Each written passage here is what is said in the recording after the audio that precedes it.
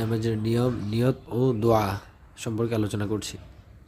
আরবি তারাবি শব্দটি রাহাতুন থেকে এসেছে, যার অর্থ বিশ্রাম বা আরাম করা। এই নামাজ দীর্ঘ হওয়ায় পরিশ্রম লাগবে। প্রতি 2 রাকাত বা 4 রাকাত পরপর কিছু সময়ের জন্য বিশ্রাম নিয়ে দোয়া ও তাসবিহ পড়তে হয়। আরবিতে যা সলাতুত তাসবিহ নামে পরিচিত। আবু হুরায়রা রাদিয়াল্লাহু তাআলা আনহু থেকে বর্ণিত হাদিসে এসেছে, রাসূলুল্লাহ সাল্লাল্লাহু আলাইহি ওয়াসাল্লাম বলেছেন, যে ব্যক্তি লাইলাতুল কদরে ঈমানের সঙ্গে সওয়াবের আশায় রাত জেগে ইবাদত করে, তার পিছনের সমস্ত গুনাহ মাফ করা হবে। আর যে ব্যক্তি ঈমান সহ সওয়াবের আশায় তারাবির নামাজ সহ রমজানের সিয়াম রোজা পালন করবে, তারও অতীতের সমস্ত গুনাহ মাফ করা হবে। সহিহ বুখারী হাদিস নাম্বার 1780। তারাবি নামাজের নিয়ম ও নিয়ত।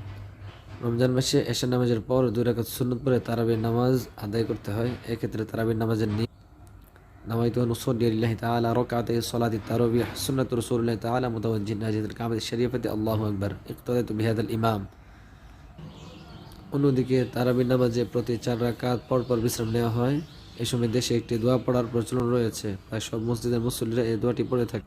দোয়াটি হলো, সুবহানাদিল মুলকি ওয়াল মালাকুতি সুবহানাদিল ইজ্জাতি ওয়াল আযমাতি ওয়াল হাইবাতি ওয়াল কুদরতি ওয়াল কিবরিয়াই ওয়াল জাবারুতি সুবহানাল মালিকিল হাইয়্যিল্লাযী লা ইয়ানামু ওয়া লা ইয়ামুতু আবাদান আবাদান সুবহুন কুদ্দুসুর রাব্বুনা ওয়া রাব্বুল মালাইকাতি ওয়ার রূহ।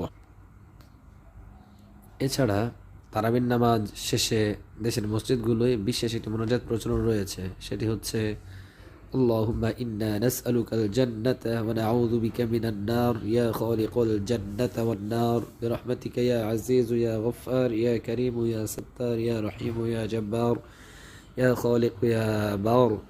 আল্লাহুম্মা আজিরনা মিনান নার ইয়া মুজিরু ইয়া মুজিরু ইয়া মুজির বিরহমাতিকা ইয়া আরহামার রাহিমিন।